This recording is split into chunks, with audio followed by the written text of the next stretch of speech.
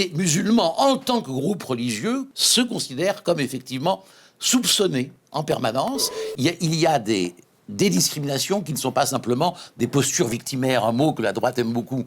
Ces discriminations sont réelles. Mais qui n'ont rien à voir avec la laïcité, si ça se trouve. Non, il y a un soupçon qui porte sur une partie de la population, et il est porté au nom de la pratique religieuse. Donc c'est pour ça que ça a un rapport avec la religion, avec la laïcité tout de même. Parce que ce qu'a dit Aurélie Filippetti, moi je serais d'accord dans l'esprit, tout le monde se revendique laïque, mais la loi de 1905, elle ne parle pas d'un combat contre les religions. Certes, il y a une philosophie depuis la Révolution et les Lumières qui est opposée, qui pense que la libération, l'autonomie du sujet, ça passe par la libération de la religion, mais la loi de 1905 ne s'occupe pas de cette question-là.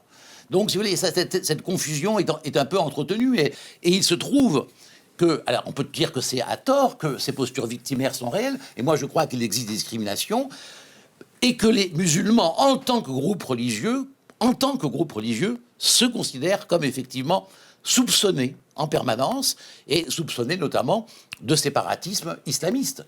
Alors, je ne nie pas l'importance, le traumatisme des attentats, je ne nie pas que ça a pu conditionner un certain nombre de nos réactions politiques. Nous avons, je crois, un rapport extrêmement difficile avec l'altérité, nous avons une vision de l'homogénéité, nous n'aimons pas la différence. Or, il ne s'agit pas d'exalter la différence. Je suis anti-identitariste, comme nous sommes tous. Mais il s'agit simplement de respecter un certain nombre de différences qui ne mettent pas en cause, me semble-t-il, le vivre ensemble républicain.